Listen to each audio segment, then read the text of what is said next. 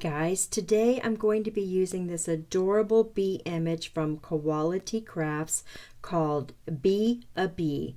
It is super cute.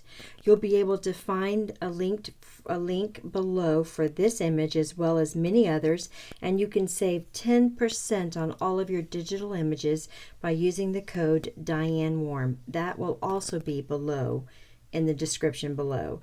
So please head on over to Koala Crafts and check out their images. I guarantee you're going to love them. Let's get started.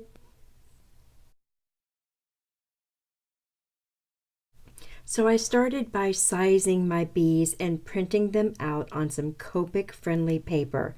We've got medium small bees here, and I'm also going to be using a stencil which kind of looks like a beehive, and I'm going to be using the Distress Oxide inks in Fossilized Amber and Wild Honey. I'm going to be blending in the lightest color on the kind of top of each section, and then I'm going to be blending in the darker Wild Honey from the bottom up. So all I'm doing is I'm taking these two colors and kind of mixing them together for a more rich color, which is the colors that I'm going to be using of Copics. And then I'm just going to flip my card base over and do the same thing on the other side, leaving a little bit of white space in between, which will help to showcase our little shaker that's going to be in the middle. So again, just taking the lightest color, blending it in. These inks blend so nicely together. And then I'm taking the darker color and blending that in as well. And look, doesn't that look fantastic?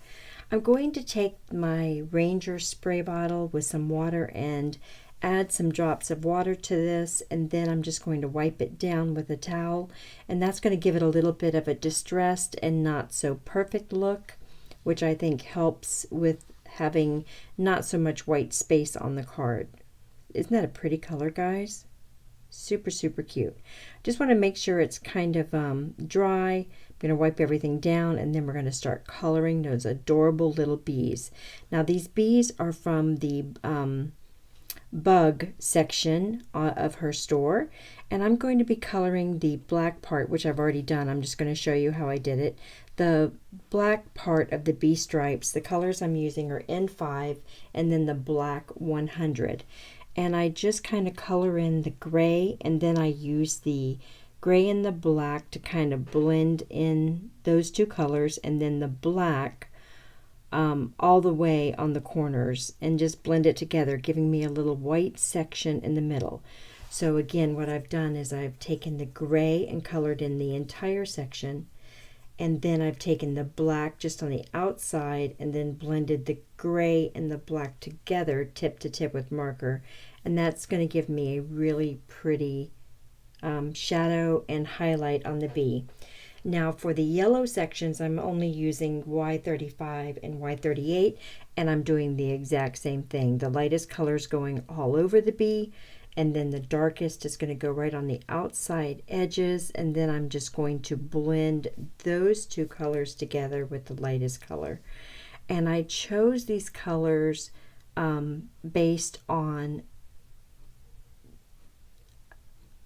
just the colors of bees. You know, when I googled bees, I chose these colors based on the color, but then I wanted the bees to be just a little bit brighter on the edges, and I thought the Y38 did a really good job on this. So as you can see, again, simple coloring. I'm just doing the edges darker and then keeping the middle lighter, and then blending it together with the lightest color, and it gave a really pretty result. I'm also going to be doing the little faces in the same color yellow, and that's going to be super easy as well. I'm just going to be coloring the lightest color over their face, and then going around in a circle with the darkest color around the face to just kind of let it pop. And as you can see, all I'm doing is just kind of cleaning up the edges. You can either use your colorless blender or a gel pen or something if you get any of the color outside the edges. And here you can see where I just went in with the faces. a little bit of light yellow, leaving the white in the middle, and then I'm going in with the darker, same colors I used for the body, and then I'll come back in with the light color and blend it in. And that's going to make the faces look just a little, give it a little bit of pop in the middle, a little bit of lightness in the middle of their faces, and that's super cute, I think. So I think they turned out pretty good. Not so bad for only using 2 colors. Now for the wings, I'm going to use BG000, BG0000, so 4 zeros, BG000 and BG01. Again, doing the lightest color all over the wings, and then bringing in the darkest color next to the body, and then blending out with the middle color, and then back with the lightest color again. Now for the little sections that on the wings that look like the little triangle diamonds, I'm using that as a highlight, and I'm going to be coloring that in with a white gel pen at towards the end of the video. I thought that would look good as just white. In retrospect, I probably would have done it in a darker blue, maybe the BG1 just right there instead of the white. I think that would have made that wing pop a little bit more. But I think it's super cute. This design of this bee is just gorgeous. And the color combination for the wings I thought was super pretty with the gold and the black of the bee anyway. Now to cut these images out, I'm going to be using my brother's Scan and Cut. Super simple. Even the smallest of the bee is going to cut out no problem. I will be going over the little antennas, the little balls on the antennas with the black glaze pen, and I'm also going to be using the Winkostella on the wings and part of the black parts of the bee as well. So now they're all cut out and we're ready to assemble the card. And I'm going to be using, this die is from Pretty Pink Posh, and it's the hexagon scalloped frame, I think it's called. I'll link it below. And I'm using a piece of coordinating cardstock to put on the front. I have cut it out smaller than what I cut out that front panel that we did. I wanted to have the white showing around it, then have the yellow, and then have our panel on there. So I'm using my favorite glue, guys, art glitter glue, to put all this together, and I've found that this glue works fabulous for shaker cards. I've never had one come apart on me. I just like being able to use the glue. It's not really messy, and it works really well. So that's going to be the front of the card, and then I'm going to make the shaker around that part of the card. So I'm going to add one of those bees, the biggest of the bees, right to the middle, as you can see there.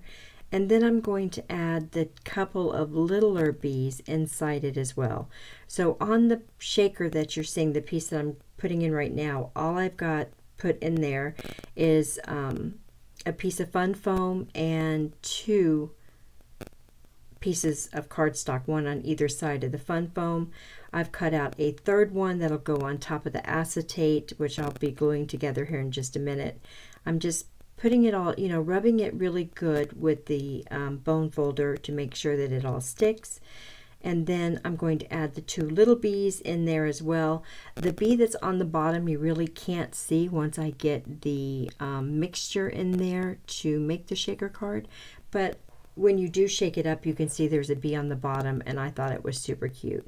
So the mixture I'm using is just some clear glitter and some clear little beads that I've put together and made this mix that I like to use in the shakers.